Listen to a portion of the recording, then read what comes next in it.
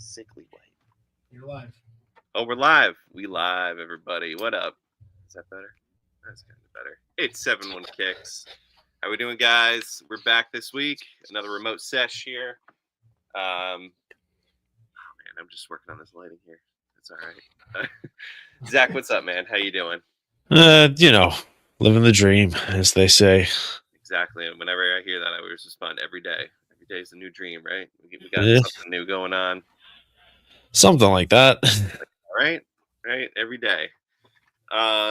Crazy Champions League news this afternoon, man. Atletico's going through to the semi. Yeah, I mean, really stuck out that wind. They really grinded it out. Yeah, Barcelona really played well for the most part, couldn't take their chances, and then got an identical red card to the first leg. And I guess really at the end of the day, like they just didn't take enough of their chances when it comes down to it. And considering last year, Barca's whole thing was like, okay, you might score 4, we're going to score 6. That mentality is seemingly not working in the Champions League for them. Right. Obviously, Hansi Flick's received some criticism over the past couple seasons about his high line, and how they're never been able to win without more defensive stability. And not that 3 goals in 2 games in a Champions League tie is the worst outcome or the worst thing given their typical standard, considering I think they went out 7-6 on aggregate against Inter in the semifinals last year. Yeah. But if you're going to be this high line, all out pressure attacking team, you have to score more than 2 goals in 2 games. And I think at the end of the day, that was what their downfall was.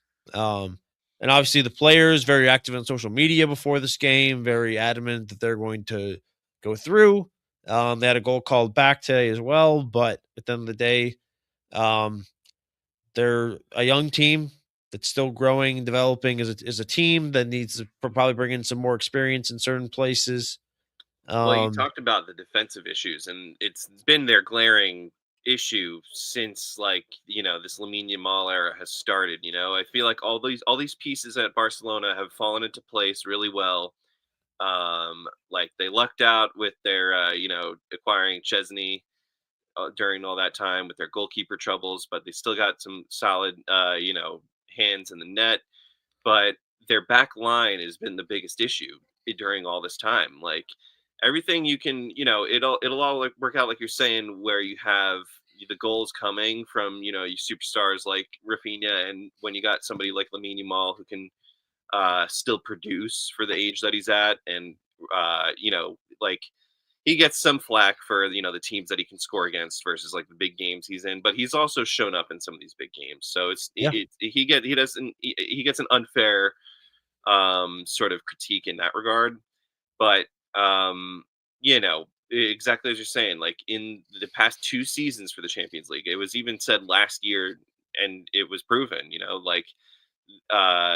their defensive troubles are going to come back and get them. And it definitely showed this time around, because I wouldn't even say it was the defense, because even on offense they couldn't produce, and today they were kind of getting lucky, but like you said, that goal just allowed, and then the frustration that was building, it's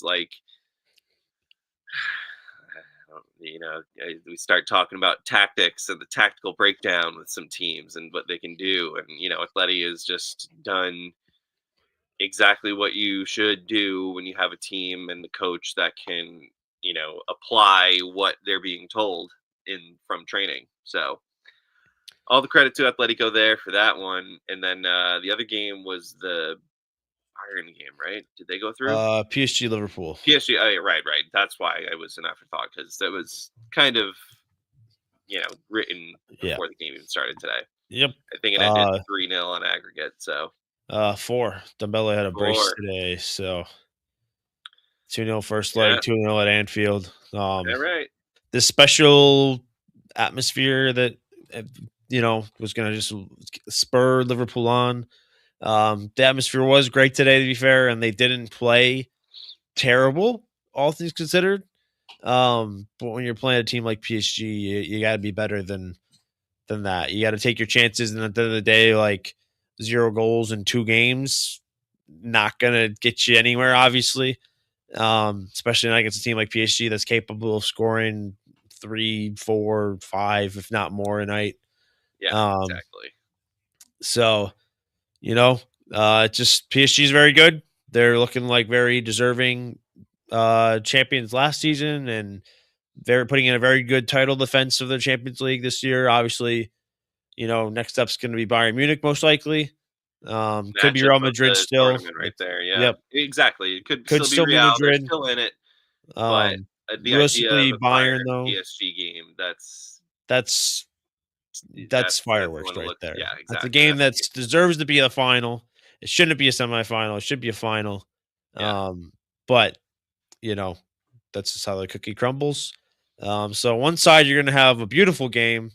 The other side is probably going to be the most haram ball game of haram ball I If think we're ever it's going to witness, and if it's the two teams that we would think it's going to be, yeah. If it's Atletico Sporting, we might get a different matchup, might be a and little bit more fun. that one will be a little more entertaining. So hopefully we get to see that. Yeah, and just Um, in general, like all my bias against Arsenal aside, it would just be fun to see Sporting make the semifinal.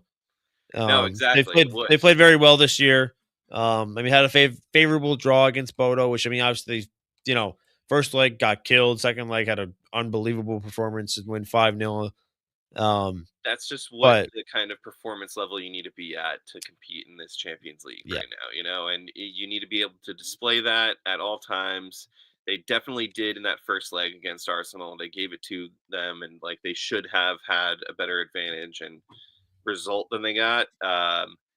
So I'm expecting a great performance again for tomorrow from Sporting, and like I said, hopefully they can get a result because they're playing an undeserved Arsenal team right now, completely undeserved for the place and position that they're in and the style of play that they're putting out there right now. So it's that's all I'm going to say about that. I don't want to say anything more. All right, let's not talk about it. Let's remember I that's think what we're.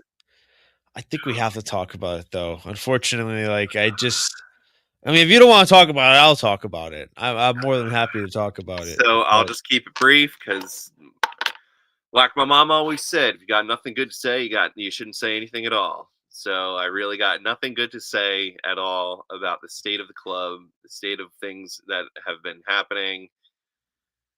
And I'm not even gonna, dude. I'm not even gonna watch the game on Sunday against City. I can't watch it. I'm not gonna watch it. I cannot watch it because there's no reason to go in with the mindset of, hey, yeah, this is gonna be a decent game. We might win it. We might do something. We might get a result.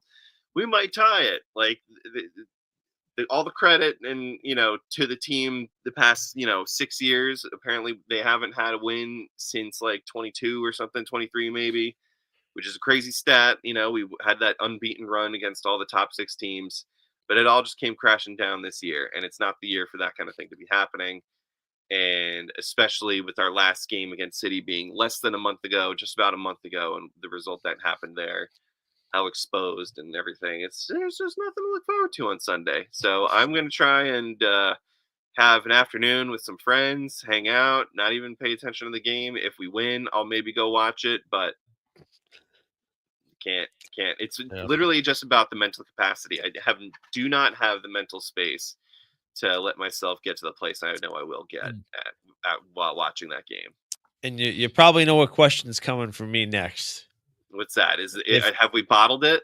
No, no, no, no, no. We've All known right. you. We know you bottled it. Uh huh. It's Uh already in the huh. work. The bottle's already in the works. I don't even have to talk about that part. Yeah. If City win on Sunday, it's Sunday, right? Yep. If City win on Sunday and they go on to win the title, and Arsenal lose the Champions League, granted, I think there's two better teams in the Champions League that Arsenal would have to play in the final at this point. Is this the end for Mikel Arteta? Oh, 1000%. It has to be is the problem. It's that he's fully had the time, the teams, the transfer windows to assemble a team and get it done. And everyone thought, a couple years ago it could have happened when we got Jesus and Zinchenko, and that was our first season when we had that huge run at the top. And ever since then, it's been like, okay, it could happen. It could happen. And this is the year where everyone was saying it needs to happen. And like the pressure was fully on. And like it looked like we were smooth sailing. The stat was, the 49 games before this past month, we were only 3 games unbeaten. And then we lost 3 games in the span of like 4 games.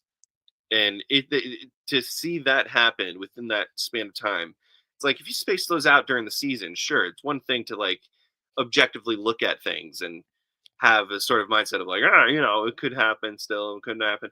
But it's just like for it to happen back to back to back, like those are such gut punches that really need to wake the team up, which it hasn't. And it's like such a glaring error in his faults as a manager.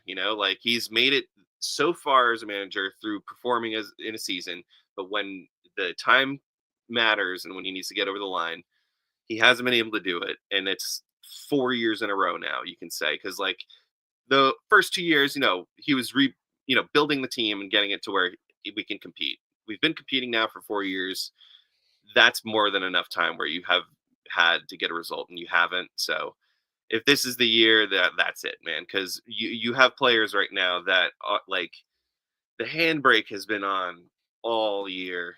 All year, you got such a team that can play to their strengths if you did play to him, and he hasn't because he wants to play his system and all that. So it's just really like at this point, if you get any other manager in with the team we got, they're going to do an Arn slot next season. We run away with it, and it like that could be the scenario. If he does win something, then we're stuck with him forever, just like what happened with Diego Simeone. I think he won the league once with Atletico in the 10 years he's been there, He and has 2 now. I think he two, won in I yeah, wanna say within the past 5 years, I think. 2013, 14, maybe I wanna say he won it. Yeah, somewhere Um, around there, maybe and like 16, then 17 because even. I wanna say it was 13, 14, and then he won once, then he won again when they had Suarez for that one season. Yes, yeah. Those are So it's only 2 that he's won so far, but obviously he's been to a couple Champions League finals and in lost to that time. Madrid. And Um, it's the same kind of thing that we've been seeing with Arteta. He's still able to perform with the team and like build squads and like compete. So like all the credit to him. Like you can stay as the manager during that time as long as you've gotten the results within that tenure. And he's got 2 trophies to make it happen. Arteta has 1 FA Cup in his first year, so that's what granted him the breathing room to like make this 6-year window, try to make something happen, and he hasn't. So that's just as pragmatic as you can look at it, and non-reaction like armchairy, like that's it, we fucking bottled it, that's it. Like believe me, on Saturday, listen, this is a whole different thing too. If you want to talk about the style that we've been playing with and how we've been performing in the past 5-6 games, however many it's been since Everton, but this team is asleep. They're not present. They're not there, and they have just done absolutely nothing. So that's why you again can see the reactions from Arsenal fans and just the state of things of like, that's it, we're done. Like if you've watched every one of those games, 90 minutes from beginning to end, it's justified. I have friends that have not watched some of these games and just watching replays, and they're like, "Oh, okay, yeah, we kind of look bad, this is that," and I have to be the one that's like, "No, you don't fucking get it. It is that bad. It's it's really like injuries and all that. Sure, whatever you want to say, but like again, the backups should be able to slot right in and play and be star players. You got but Medweke and I was about to bring up that exact point. Like, you spent 55 million on Madueke, I believe it was. yep, yep, Which obviously Chelsea fans, we kind of liked Madueke, but like we were like 55 million, like okay, like take them, have fun. yeah, It's kind of like the same thing with like Mount and Havertz. We're like with the amount of money that was forked over both of those two, we're like, okay, we'll take the money, kind yeah. of thing. And I mean, And for the time, Havertz was, again, a steal for the season we had, and then he has not been the same since injury. No. It's also been it too. You know, when you got some players that go down with injury and you're not replacing them with quality while they're down, like I just there's no way you can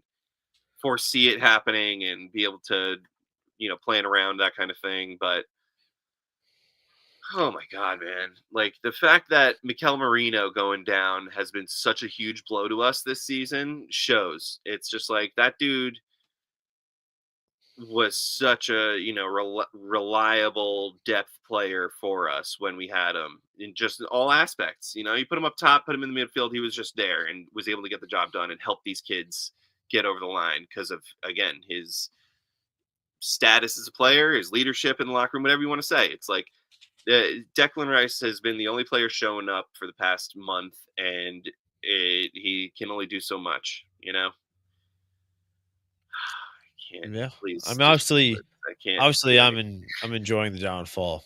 Of course. Yeah, you But said at the same time, there is something to be said that if Arsenal don't go on to win this, just from looking at it from a non-biased perspective, just as just looking at it like if they don't go on to win after leading the league for I think the entirety of the season, essentially, um, and they don't go on to win the title, that is a major issue. Not like from top to bottom, like there is something wrong if that happens, whether it's the mentality of the players, the decision making from the coach, the some of the transfer strategies um and some of the squad decisions. It's just like if they don't do it this year, unless they make significant decisions in the summer to improve the squad and or Arteta does something, or whether it's sacking Arteta and bringing in somebody new. Which the only thing I will say about that is who do you bring in right now? Because that's the big question. yeah, Is obviously Archie. It's hard to say like if they don't win anything, it's hard to justify Arteta staying. But at the same time, like you could pull a Chelsea and you just decide to bring in a coach because he's already on your payroll and think it's going to all work out fine. Newsflash: it doesn't work all out fine, and we'll get no, into that shortly. yeah, Um, but like I think if you are going to sack Arteta, you have to make a smart choice and have a replacement lined up because exactly. I think, and granted, there were certain situations with the Maresca situation which resulted in Rossinier getting his job. Um, but at the end of the day, you have to have a plan if you're going to make a decision like that. And obviously, we're talking hypotheticals right now. There's still 7 or I think 6 games left in the season. So there's still time for Arsenal to pull through. Obviously, it's kind of get to the point, like depending on what happens Sunday, both teams essentially have to be perfect. Arsenal have to be perfect. Well, they both have to be perfect now, Yeah. but um, going forwards, it's just very. If I was an Arsenal fan, I'd be very concerned because sacking Arteta is justified at this point, but at the same time, like he's been so close so many times now. Who are you bringing in that clearly is an improvement to your squad that or relatively close or has a different like the idea or philosophy that is going to get you over the line? Hey, whoa, look at this. All right. Hey, word. We got a cool comment right there. That's nice. Ginger guy 943. Everything. I mean, that's the status of what it is. You know, like there is really nobody out there that can fill the shoes at the level of position that the club is at. You know, because it's not like they're in a full rebuild stage where a coach can come in and help something like push them over the line or something like that. The only name that intrigues me that I heard, which is just a pipeline rumor, Fabregas, yeah, maybe like No, no, I that's want him it. at Chelsea. I want him to come No, to no. Chelsea in the Hey, summer. hey, listen, yeah, Uh, if the former player I thing, I it don't think works. I don't think that would work. Well, Not the for us problem right is now. the No, problem with Fabregas is the bridge is just burned. with Arsenal, yeah, it's a little Yeah, tough. It's tricky. like With us, it's going to be hard getting him back. That's like the trying bridge to is be like burned. get RVP in here to Yeah, manage too. It's like that's exactly. never going to fucking happen. It's There's just former players that like left that you can say have good graces with us, but those two aren't any of them. Surprisingly, the one that's kind of like snuck his way back into good graces as Aubameyang slightly, but Yeah. even him, it's just like he just was aloof during all that. Yeah. The name for me though, Luis Enrique. It's getting interesting Well, links that's to us. Like that's everybody's everyone would licking love their to have him. lips, like, He's bring him is in. apparently not signing a new contract yet with PSG, which is interesting. So if that happens, Well, and he always there is a bit is, of a has been a bit of a hothead. yeah, Um, yeah, but and that's so the the kind of character as at management that we need. We need a little more like Arteta said it today. I want fire. I want to see fire from the players, but like we need to see that from management, and we need to see more of a like aggressive nature from a manager to lead the team right now. And you can kind of get some of that from Enrique. So it'd be interesting to see him, but again, that's a pipe dream for everybody. You guys, you're already saying though, manager hunt this summer. You again, like how many would that be within 1 year? Like, come on, too many. too many. Um, but this is the problem that I have with this conversation. Um, because I want to stand by a manager and back a manager, and I Exactly. did that with Maresca. And even Yes. at towards the end, where arguably things weren't going right, but I almost think that he was making decisions to try and make a statement to the club. Um, that what the recruitment is not, despite us spending as much money as we have, and obviously that's the problem right now is that we spent all this money and we still don't have a squad that's capable of competing week in week out seemingly and playing multiple games a week and competing with the best teams in Europe. But my problem with the manager situation with their senior is that he's clearly out of his depth. And, he's saying, "Oh, well, like Pep and Klopp had time." But it's like Pep and Klopp were established managers beforehand. Yeah. They had won things. They had a pedigree. Like Exactly. Klopp won the Bundesliga title with Dortmund and made it to a Champions League semifinal and a Champions League final. He Like even made it to you a have, Europa League final in his first season at yeah, Liverpool too. So like you have a ground to stand on. Pep, like don't compare yourself to Pep. Nobody's Pep Guardiola. nobody is. Yeah. Nobody, especially with how early like Pep was when he got the City in his career still, because he was only managing, I think, maybe 10 years by that point.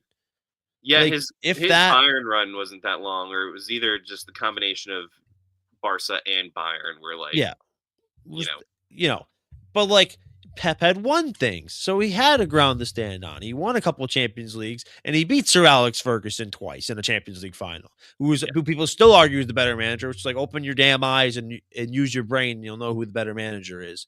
Not no discredit to Ferguson.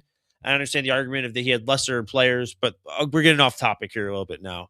Um, but you don't have a ground to stand on when you haven't won things. And that's my problem with this senior situation is he got the job because he's an ass licker. Like all of his comments are ass licking. Whether it's the players, the club, himself, everything he says is ass licking. And at first I'm like, okay, we're getting some results here. But so was Potter. So this is where I have a problem with this situation is because this is getting into very much Graham Potter territory because we've yeah, been in these big games that we've had some big games and we haven't even been even close to the teams we're playing. Like PSG, 5-2, not good enough. If you lose three right, to two, 2-1, 2-0, that's semi acceptable. You're playing one of the best teams in the world. That's you can see it, but for Chelsea standards, it's standards to win every game, and we weren't even close in either leg. At home, 3-0 loss. At home to City, 3-0 loss. On the road to Everton, 3-0 loss. Like it's just you can't tell me that this guy and I understand the defense is a problem. But like what Maresca said, I need a center back. Maresca was saying it all summer long, and we didn't give him a center back. And what a surprise when your best center back goes down and is injured all season, and you didn't bring in reinforcements at center back. What a surprise! You're going to have defensive problems, and the fans, we were very positive about Robert Sanchez, and Robert Sanchez was very good in the first half or so of the season, but clearly he's not the level of Chelsea that the fans have expected. So, like when we talk about these things, and you're bringing Giddens or Garnacho, neither who are truly established players on the left hand side of the pitch, and it's like, oh, we'll throw Pedro Neto there if there's problems. Who sucks? Like it just doesn't make any sense, and there's a clear lack of quality in certain positions in this team. And I looked at that in the summer and I said, I think there's quality elsewhere. But then you look at it, and Palmer hasn't been nearly good enough. João Pedro's been great at times, but he's been very inconsistent. I think Enzo Fernandez has consistently been very good all season long. But because of this comments, we decided to ship him to reserves for the week for the couple games because of what he said. Which I get it, but at the same time, we're fighting for top four. Why are you just outcasting one of your best players when you need him more than ever? Esteval's 18, asking more out of him is ridiculous. And even as talented and as good as he looks like he's going to be, Caicedo's starting to fall off towards the second half of the season. Reece James got injured. Cucurella has been good, but not as good as he was last season. So just you factor all those things in, and the poor recruitment, and it's like, well, no wonder you have fucking issues. And I think that's the problem. Is like we've consistently since Blueco has taken over, we've settled with the second options. Like we wanted Olise, and we decided to settle with Pedro Neto instead because Olise, and granted, Olise didn't, I think, said no to us, but then we decided, I think we settled with Pedro Neto was our new option, which was like there's a clear gap in quality between those two players. I have an And interesting question for you, though. yeah, I'm sorry. no, you're good. He has. I feel like the problem that he's had is the overexposure in the different levels of competition that he's in right now, too. You know what I mean? Because you guys still had that Champions League slot, FA Cup, and the league to contend for. Right now, though, you guys are making it to an FA Cup semifinal. But this is an interesting predicament that you're in because say you do make it to an FA Cup final, and say all the odds are against you, but you still manage to pull out the FA Cup this year against like City or something, and you win the cup. Does that put him in a better position with the club for you guys to instill some confidence going into another season? Or is that another situation of like, look at what happened with United, with ETH, it's like he won the FA Cup with them, but they still were, didn't have the confidence in him and were thinking that was going to be it. Like, where do you guys see that kind of thing landing? Because this is my issue with waiting to sack him if you're going to make a decision that he's on the hot seat. Yeah. Because you can sack him in the summer when the season's over, and then you bring in somebody new. They can recruit the players they want. You can recruit. He can recruit. They can bring in the players they want. They can recruit the positions they feel like they need. Obviously, any manager that coming in is going to probably say goalkeeper, center back, left mid, or left wing, whatever you want to call it. And then probably a midfielder that can actually stay healthy for his backup. And then probably in one more creative player in there somewhere, whether it's a striker, winger, cam. I think we could use a winger. I mean, a left-hand side winger, and then somebody to kind of. But obviously, then there's the conversation that Chelsea fans have been talking about with Quenda coming in from Sporting this summer. But it's like, do we really want to rely on two 18-year-olds and Pedro Neto on the right-hand side? It's just like it's just getting like there's a certain standard of quality that Chelsea's supposed to have, and like there's Chelsea fans that are adamant that our club is dead. And that's the reason. It's stuff like that. Why I don't disagree is because this would never happen under Abramovich. He would never allow us to get to this level. And if we do, he would be the guy that said, "I'm going to blow this up and fix it." But to get, give you a more straight answer to your question, if he wins the FA Cup, I think he buys himself some time. I think that gives him the summer to, recruit the players that he would like to recruit, because obviously I think that's a big thing that he feels like that he deserves a chance to do that. And I think as a manager, he does deserve that chance. But just from what I've seen from the team, like I just haven't seen enough for him to warrant that chance. And I'm sure there's Chelsea fans like, oh no, like you should back the manager. And there's some like, oh, you're absolutely right. Like get him out of here. But even just like the stuff like, oh, like the referee's got to respect the ball more. And it's just like these weird things here and there. And then like the fact that watch this team week in, week out right now, and I see no identity. I see the leftovers of Maresca, and more it's slipping and slipping and slipping to the point where we're not going to see Maresca's tactics at all. And we're seeing whatever this clusterfuck of tactics that Rossinier has employed are now. So, but like I said, I do think if he wins the FA Cup, which I just can't see us beating City, like I just don't see it happening. Like we couldn't beat them at home. Like Right. we're Yeah. not beating them. And granted, anything can happen in a cup final. We've lost our last three FA Cup finals. You know what I mean? Like we think we lost our last two or three Carabao Cup finals.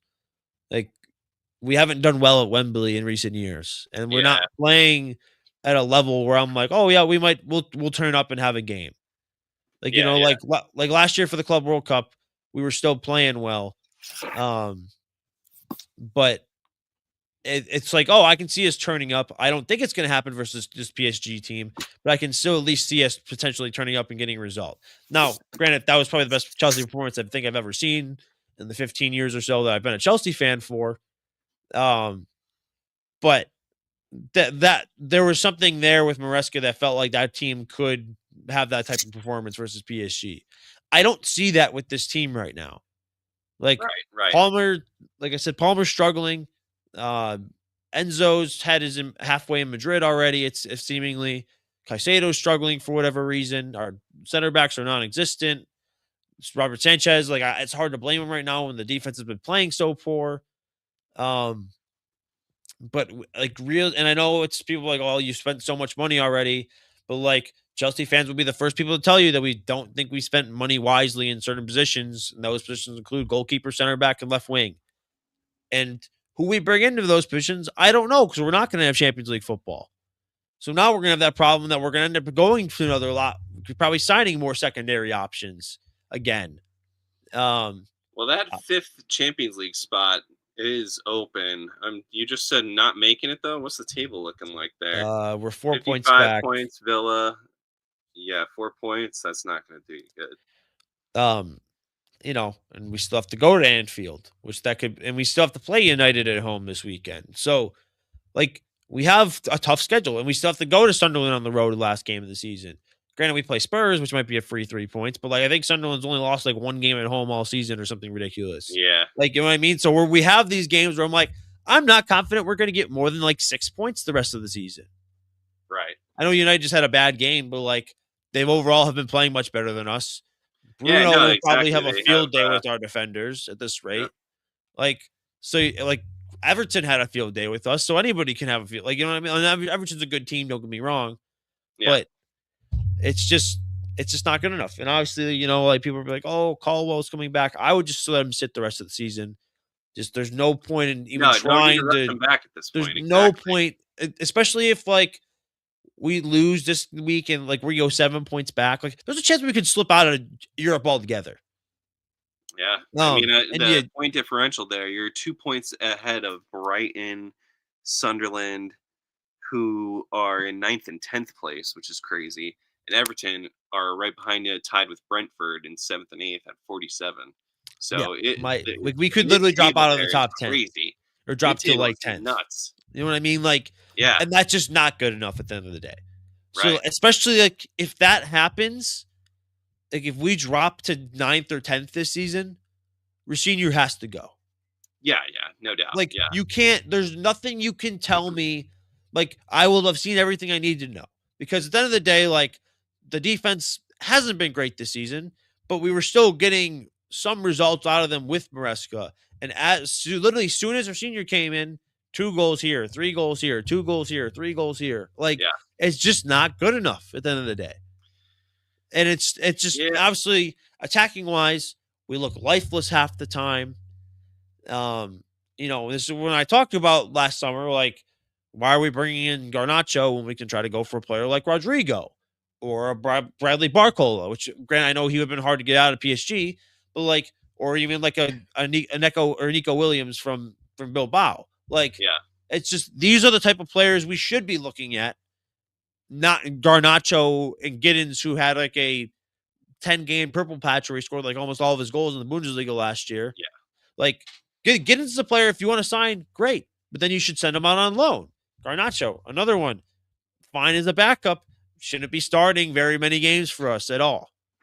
yeah, And then if you look at the other side, like Pedro Neto, my frustration with him was always his lack of the end product in the final third.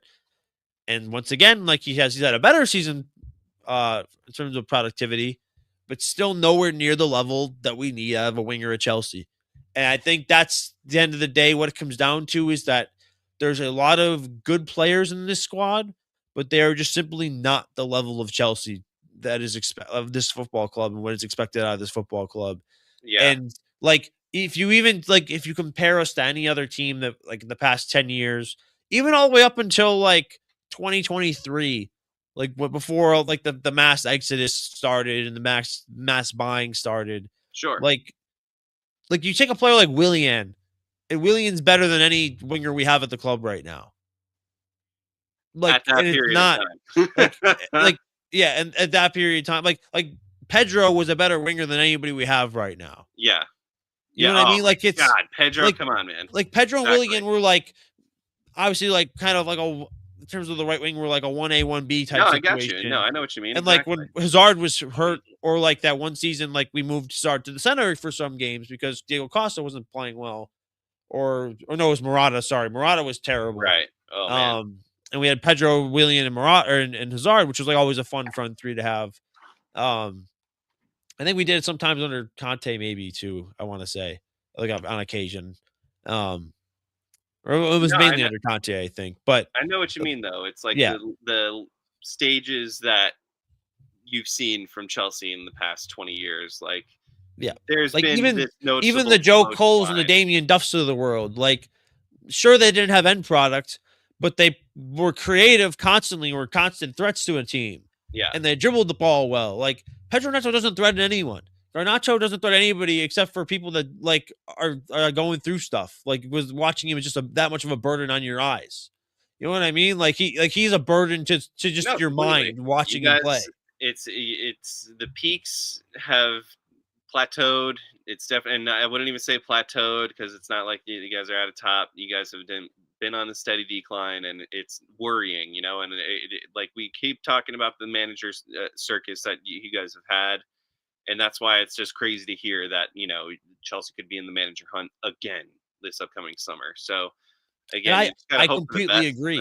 s- Like yeah, it's ridiculous, but like at the end of the day, hiring Rosenior was a ridiculous decision in the first right. place. Getting rid of Like Mascara was just like we had a whole episode where we almost talked about it, and I was asking you like, what is going? Why would you and even do that obviously right now? that was a lot of stuff between because he had a lot of issues with the board. The board wanted him to do a lot of certain things, and he didn't want to listen to them. Yeah, And I understand that because at the end of the day, like I've said on the show, I think a few times now, you need an ego to be the level that you're at. Like you think Pep never argued with the board at City or exactly. Bayern or Right. Barcelona, like you know what I'm saying? Like it's just you can't if you think you're gonna have a manager that's just gonna roll over on his belly, you're gonna rub his stomach, and you're like, "Oh, you're doing such a great job," and he's like, thank you." Like it's never going Not to gonna do work. anything You're for you. never going to win, and I don't Yeah, know if like that works for them with the Dodgers or whatever the situation is. Because that's what they're well, used. They know baseball. Like I don't know if that works in baseball, but it sure as hell doesn't work in the Premier League, and and it'll never work in the fucking Premier League. I don't mean to bring up this a sore subject with this kind of thing, but is messaging the other day about the sacrifice of losing a city in this title run for them and all that. I said it before and I'll say it again, and this is a great comparison to be making right now. There's a team that was willing to lay on their back in the title run against City, and that's a team that has had nothing but board meddling throughout this entire process here. Everyone who's been a manager for the Spurs in the past, however many years, has had nothing but problems against the board and the decision making that they have had with that club. And so we are seeing, sorry, we are seeing similar things happen right now for Chelsea. And right now, the proof is in the pudding. What happens when you have a board that is just indecisive, can't make the proper decisions, and even cut the corners in their decision making? You find yourself continuing that decline all the way down to the bottom of the table, where you're in the relegation zone officially and could possibly be relegated from the league. And if there's ever to any, like, I don't know what Spurs can take as a lesson from it if they do get relegated. Hopefully they do just exactly what we said, gut that entire board and get some kind of new management structure in there from the top down. But man, you just feel for him too. Even with Romero, when he was going down on Sunday, did you see that he was like subbed off because of Yeah. injury? But he was also crying at the fact of it. He's like, I can't get injured right now, man. I can't. I'm fighting for this fucking team, and I don't know if that was before or after they were down in that game. I think it might have been after, but it's like, Yeah. oh man, And oh I man, and I don't think we're quite at the Spurs level right God, now. no, no And way. we have Right, a higher quality of like the players of quality are a higher level of quality than that of Spurs. Like I still right. genuinely believe Reece James is top two right Mhm. back in the world, best right back in the league. Like Cucurella is still one of the best fullbacks in the league. I think at this point, there's players that have had better seasons than him. For example, like Nico O'Reilly, who's been fucking unbelievable, especially in the last few months. Lewis Hall, Chelsea Academy graduate, been very good this season as well. Caicedo, despite his recent performances, I think was playing at a world class level for a good majority of the season.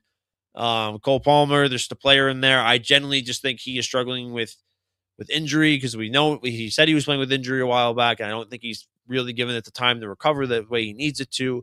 With also just a lack of talent around him, around the wings, especially, or just in general. I just think he's struggling a little bit with that in terms of creating chances and getting players on the ball more in more dangerous areas.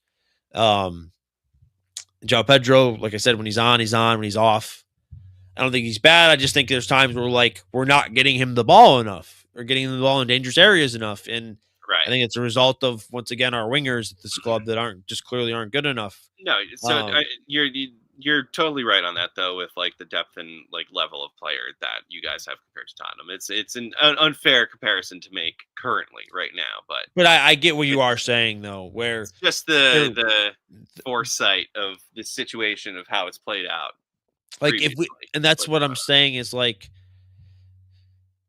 we did I think people really underestimated how good of a manager Maresca was and how much he was getting out of the squad.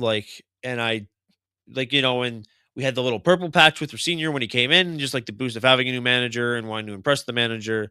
And then I think the more and more his ideas were like put onto this team, the worse we've gotten, and the more the players have listened to him, the worse we have started playing. Um, like, and it's just continuing that way. And I just, like I said, I don't see us making top five. I don't even know if I see us making six at this point. Like, I think we're going to be lucky to finish any European. Like, I would almost be rather not make Europe than make Conference League. Right. Yeah. That's Just at least like, in the that position gets overlooked. When you're a team in this stage, when you can go that season without any European football, it's just such a like benefit to any manager who's in this like rebuild phase or whatever have you with the club. And like when we had that period, it was the grind for Arteta and like players. Like that was during the all or nothing season, I think. And no European football. It helps out because by the and end look at Man United this year. happen. Yep, yep, Obviously started very exactly. poorly, made a managerial change. All of a sudden, wow, look at that. They're right there. Yeah, yeah, And and I'm not that's saying another they're team too. They've had the players and they've built the team. They just need the proper management. yeah. And obviously And they got to make some decisions because like they're losing like Casemiro, for example. right, right, So they're gonna need a six and they're gonna need some probably more depth in midfield. They're gonna need to improve certain areas. But United made a decision on a manager. They gave him they got some good players in. They gave him some time. Said, "All right, this enough's enough." Brought in Carrick and look at where they've gone. And I'm not saying that that's going to happen every single time, but like I could easily see Chelsea having a season like United's had this year if we don't make European football, not having to worry about European football. Granted, if we're not going to make Champions League, I would like to be in Europa League because then you have another chance at Champions League. right. But I don't want to be in Conference League. Conference League, I Yeah. think, Oh God, no. like it's just extra games. You don't need to play. I mean, it's good for like rotating the squad and getting some other people some Travel. minutes. But when you're going to these Wi-Fi password clubs, it's just like it doesn't. In the grand scheme of things, it just doesn't do What's much for you. the one But of the clubs is named like Wi-Fi United or something like that? There's one in England, I think. Hashtag United. That's what hashtag it is. United, yeah. Hashtag United, man.